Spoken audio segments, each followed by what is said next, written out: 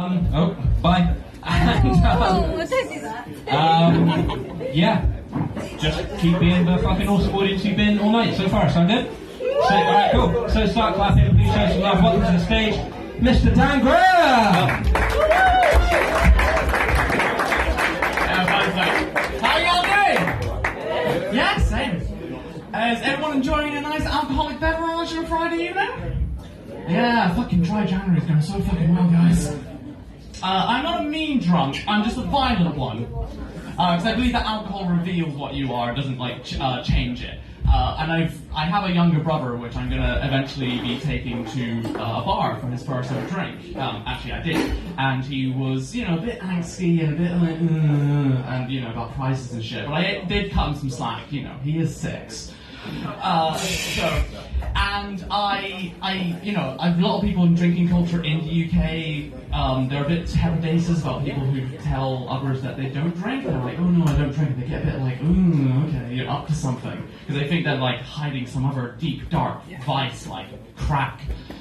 The hardest thing I ever did was morphine, which, by the way, guys, I recommend it as a cracker.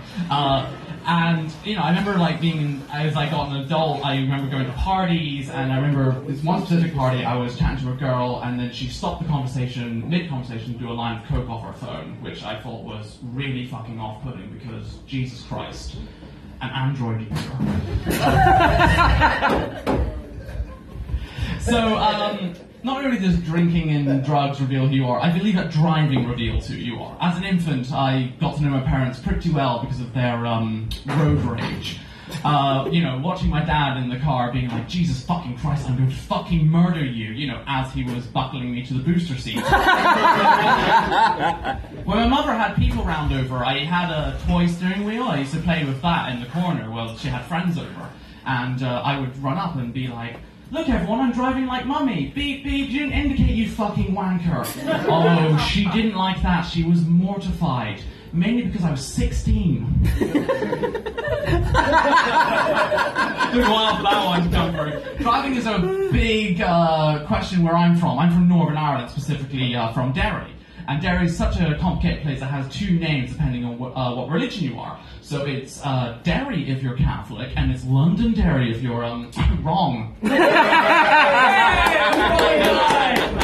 a fucking Protestant. I'm getting fucking killed in Ireland. Even people who immigrated to Northern Ireland looking for a better life, people come from Asia, Africa, and Swansea. All of them were Protestant Catholic divide. Last time I was there, I saw this local approach this Indian dude who was like, hey lad, you a Catholic, you a Protestant? Sorry, I'm a practicing Sikh. Aye. But are you a Catholic Sikh or a Protestant Sikh? And I was like, holy shit, that explains the surge of Protestant Greek orthodoxy going around here.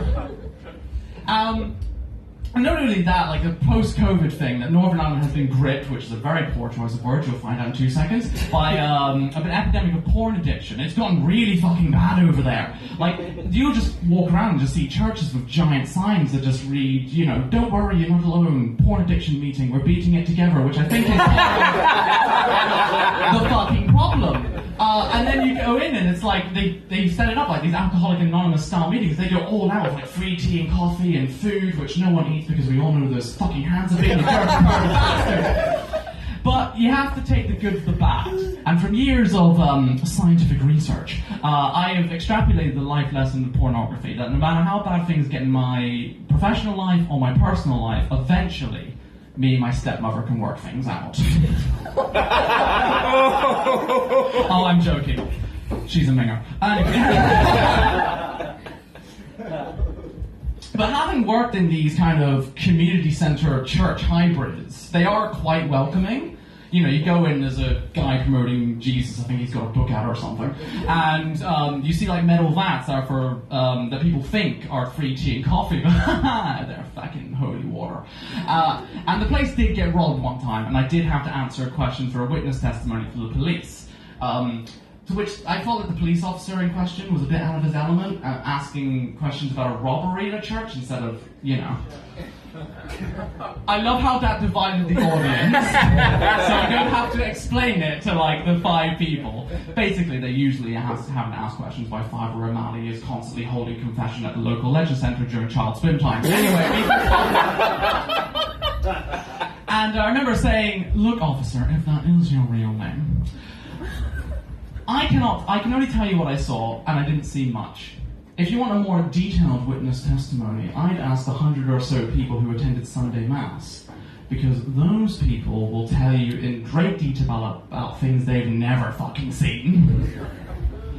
Unlike the things that I heard while we're taking phone calls for a spa hotel." Great segue, Darren, I know.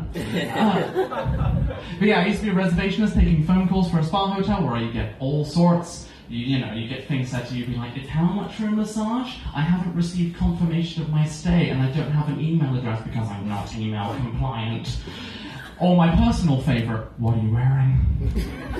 I'm just like, oh man, and just stop telling people where I work. Especially you, mother. The son of a bitch though, like the Southwest gets a bit of a stigmatization for like, "Oh, you're all fucking, inbred," and "Oh, holy shit, y'all ain't got nothing on Northern Ireland." I was like, it got so bad we had to like introduce software for dating apps that stops you from matching with your instant relative.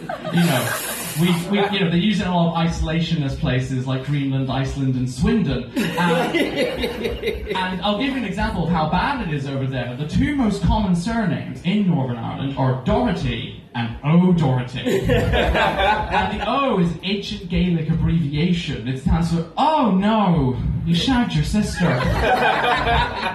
For the 3rd time today. And thank you for having me for the first time tonight. Give it up for Dan Graham, guys. Fun fact about me, guys.